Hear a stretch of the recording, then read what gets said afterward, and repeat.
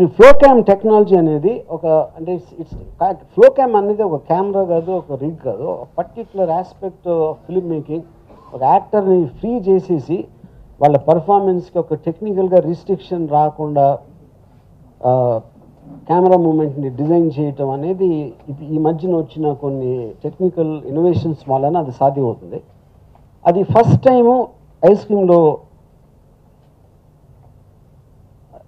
Almost నాకు ఇండియాలో definitely first time, నాకు తెలిసి వరల్డ్ సినిమాలో కూడా అలాంటి టెక్నాలజీ ఇంతవరకు వాడలేదు, అట్లీస్ట్ నేను చూసినంతవరకు. ఒక థ్రిల్లర్ లాంటి థ్రిల్లర్ జానర్ సినిమాకి ఒక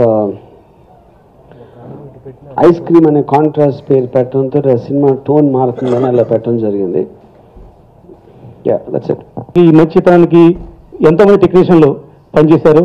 ఒక కెమెరామెన్ అంజి కానీ, ఒక మ్యూజిక్ ప్రచోదన్ కానీ, అలాగే ఎడిటర్ బాబీ గారు కానీ, అలాగే పేరు పేరున ప్రతి టెక్నీషియన్ అందరికీ కృతజ్ఞతలు తెలియజేస్తాను. ఒక సినిమా సక్సెస్కి ఒక నిర్మాత అనుకుంటే సక్సెస్ అవ్వదని నమ్మేవాడిని నేను.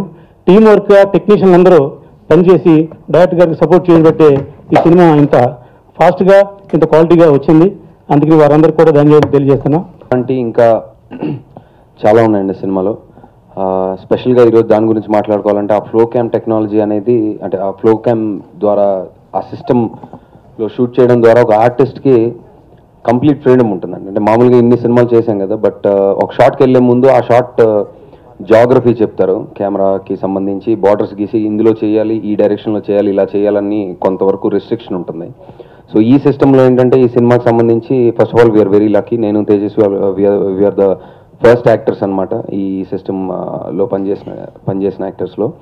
So we been very lucky అని చెప్పాలి. అండ్ కంప్లీట్ ఫ్రీడమ్ ఉంది. అండ్ ఆల్సో ఇందాక మీరు చూస్తే ఆ షాట్లో మొత్తం ఇంట్లో ఎవరు లేరు. ఒక ఇంట్లో నిజంగా ఒక ఇద్దరు మనుషులు ఉండి ఒక సంఘటన ఏదైనా జరిగితే వాళ్ళు ఎలా రియాక్ట్ అవుతారు అనేది సీన్ కానీ షాట్ కానీ అనుకుంటే, దానికి సంబంధించి యాక్టింగ్ అనేది యాక్టింగ్ అంటే డైరెక్ట్గా చేయడమే. అంటే మీరు చూస్తే అర్థమవుతుంది మీకు, మిగతా యూనిట్ కానీ ఎవరు లేరు, మొత్తం ఇల్లంతా ఇచ్చి మీరు యాక్ట్ చేయండి అన్నారు. So it's very very unique experience అండి నాకు. And been very happy. And చాలా ఛాలెంజింగ్గా కూడా ఉంది. నాకే కాదు, even the camera department also చాలా కష్టపడ్డాం. ఈచ్ షాట్ అలాంటిది తీయాలంటే ఆల్మోస్ట్ మాకు పర్ డే ఒక షాట్ తీసిన రోజులు కూడా ఉన్నాయి. So very complicated. అండ్ మేము ఈ డెమోస్ ఇచ్చినప్పుడు పీపుల్ గాట్ వెరీ ఎక్సైటెడ్ అండి. అంటే చాలామంది అంటారు కెమెరా వర్క్కి ఆడియన్స్కి ఎలా తెలుస్తుందని, బట్ డెఫినెట్గా కొంత తేడా ఉంటుందండి. అండ్ కొత్తదనం చూసిన ఫీలింగ్ 100% వస్తుంది. So we are very happy and looking forward for the release July. Dubbing అయిపోయింది అండ్ పోస్ట్ ప్రొడక్షన్ వర్క్ జరుగుతుంది. సో మేము యాక్ట్ చేసినా మళ్ళీ మేము చూసేటప్పుడు ఆ తర్వాత సౌండ్ ఎఫెక్ట్స్ అవి పడ్డాక మాకే చాలా కొత్తగా అనిపిస్తుంది. అండ్ మాకే భయం వేస్తుంది సినిమా చూసినప్పుడు. So definitely it be a good thriller. So we're all very excited and మీ అందరి సపోర్ట్ మాకు కావాలి. Thank you. ఈ మూవీ చేసిన తర్వాత యాజ్ అన్ యాక్టర్ నేను ఎదిగాను.